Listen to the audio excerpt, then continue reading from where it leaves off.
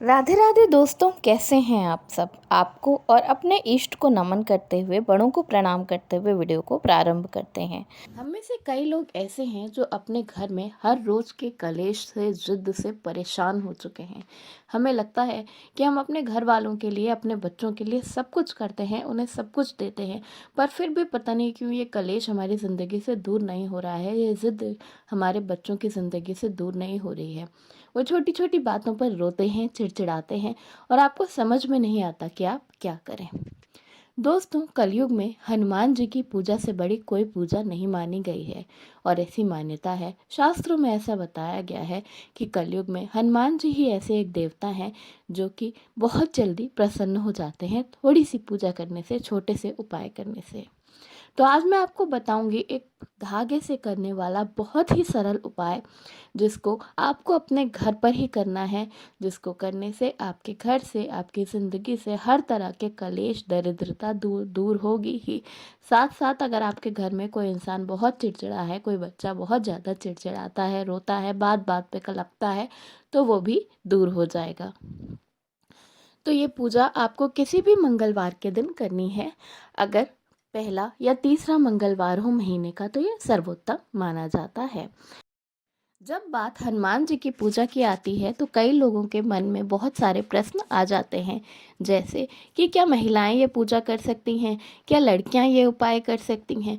तो जी हाँ, बिल्कुल, महिलाएं भी हनुमान जी की पूजा कर सकती हैं, लड़कियां भी पूजा कर सकती हैं, उपाय कर सकती हैं।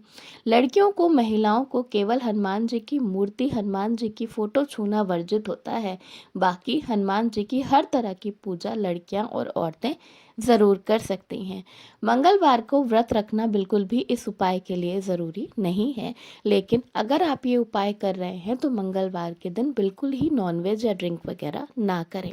वैसे तो बताया गया है कि बिल्कुल ही मंगलवार और शनिवार के दिन नॉनवेज वगैरह नहीं खाना चाहिए, सात्विक भोजन ही खाना चाहिए। लेकिन अगर आप ये सब करते भी हैं तो भी मंगलवार के दिन और शनिवार के दिन बिल्कुल ही नहीं करना चाहिए। और अगर आप ये उपाय कर रहे हैं तब तो बिल्कुल ही ना करें, चाहे वो महिला हो या पुरुष हो। ये उपाय आपको शाम के समय अपने घर पर ही करना है। शाम के समय जब आप अपने मंदिर में दीपक जलाएं, उसी वक्त आप ये उपाय कर सकते हैं। अगर आप रोज़ शाम के समय अपने घर में पूजा नहीं करते तो भी आप किसी भी एक मंगलवार को अपने घर में ये पूजा शाम के समय कर सकते हैं। तो इसके लिए आपको करना क्या है कि किसी भी मंगलवार को, पहला या तीसरा मंगलवार हो अगर महीने का, तो सर्वोत्तम माना जाएगा, क्योंकि इस उपाय को करने के लिए पूरे एक महीने का समय आपको मिल जाएगा। तो इसके लिए आपको करना क्या है कि आप एक लाल धागा ले लें किसी भी मंगलवार के दिन, और वो लाल धागा इतना बड़ा होना चाहिए कि आपके गले में, या जिस व्यक्ति को बहुत ज़्यादा गुस्सा आता है या जिस बच्चे को बहुत ज़्यादा गुस्सा आता है उसके गले में आ जाए।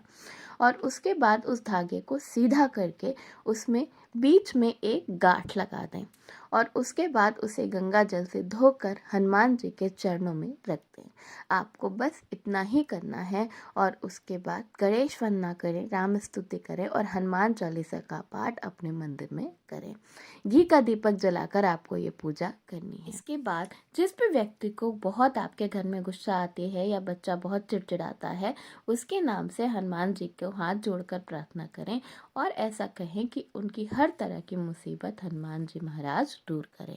उसके बाद आप इस धागे को उठा लें और आपके घर में जिस भी व्यक्ति को ये परेशानी है, जिसकी वजह से ज़्यादा कलेश होता है, झगड़ा होता है, लड़ाई होती है, उस व्यक्ति को ये धागा पहना दें। यदि आपका बच्चा बहुत जिद्दी है, हर बात पे चिड़चिड़ाता है, जिद करता है, तो बच्चे के गले में ये धागा बांध दें और आप देखेंगे कि जादू की तरह इसका असर होगा और वो व्यक्ति बिल्कुल ही सीधा हो जाएगा, उसकी ज़िंदगी से हर तरह का कलेश दूर हो जाएगा। दोस्तों, कई बार कोई लोग बहुत गुस्सा करते हैं, बात बात पर चिड़चिड़ाते हैं और इसकी वजह से उनका स्वास्थ्य भी खराब रहता है, क्योंकि बहुत जगह बताया गया है कि अगर आप छोटी छोटी बातों पे हंसते हैं, खुश होते हैं, तो आपका स्वास्थ्य अच्छा रहता है। तो अपने घर के सदस्यों को अगर आप अच्छा स्वास्थ्य देना चाहते हैं, उन्हें हर तरह की बीमारियों से बचाना चाहते हैं, तो ये बहुत ज़रूरी है कि वो हर तरह के गुस्से से, कलेश से दूर रहें। और शास्त्रों में भी ऐसा बताया गया है कि जिस घर में लड़ाई होती है, झगड़ा होता है, बात बात पे लोग एक दूसरे से झगड़ते हैं, लड़ते हैं, रोते हैं, कलपते हैं उस घर से माता लक्ष्मी दूर रहती। तो आपको वो धागा जिसको भी सबसे ज़्यादा गुस्सा आता है उस व्यक्ति को पहना देना है।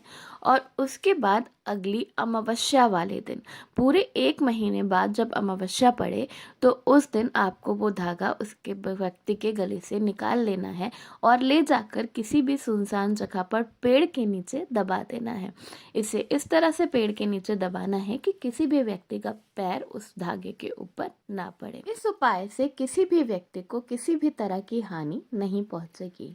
1 महीने का समय आपको इस उपाय के लिए देना है। अगर आप अमावस्या के बिल्कुल पहले ये धागा बांध रहे हैं तो भी आपको अगली अमावस्या तक यानी कि 1 महीने तक आपको ये धागा बांधे रहना है, जिस भी व्यक्ति के गले में आपने ये धागा बांधा है उस व्यक्ति के।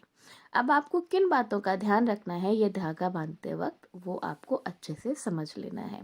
सबसे पहले जब आप पूजा करें तो नहा धोकर शुद्ध होकर साफ सुथरे कपड़े पहनकर ही पूजा करें। हो सके तो लाल रंग के वस्त्र पहने। लाल रंग के वस्त्र पहन के हनुमान जी की पूजा करनी चाहिए।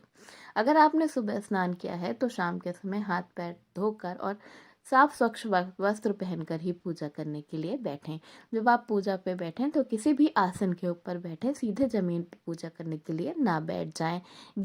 शुद्ध घी का दीपक ही जलाएं।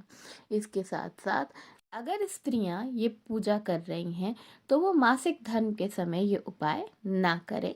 जिस व्यक्ति को आपने धागा पहनाया है उस व्यक्ति में आपको 1 महीने से भीतर ही आपको परिवर्तन नजर आने लगेंगे। उसका दिमाग मन शांत रहने लगेगा।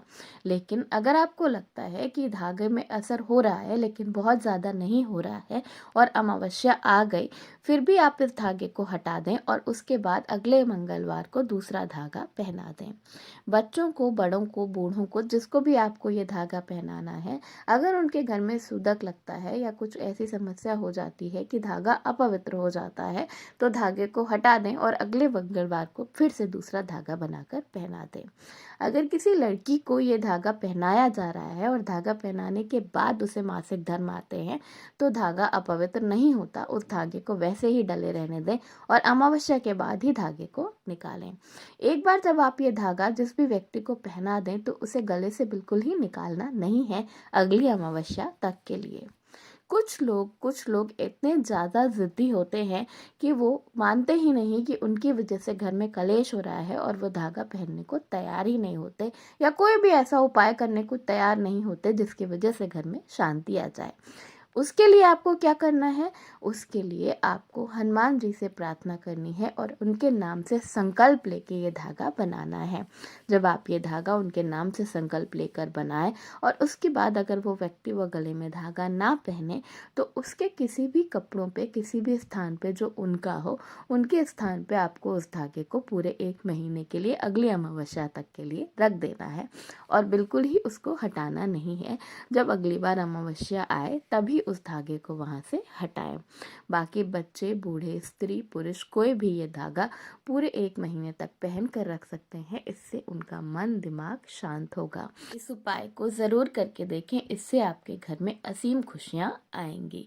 धन्यवाद। वीडियो पसंद आया हो तो लाइक जरूर करिएगा, दोस्तों में शेयर कर दीजिएगा, क्योंकि अच्छी जानकारी को शेयर करना अच्छी बात होती है और अच्छी आदत होती है। चैनल पे नए हैं तो चैनल को सब्सक्राइब कर लीजिएगा और वीडियो को लाइक कर दीजिएगा। धन्यवाद। राधे राधे।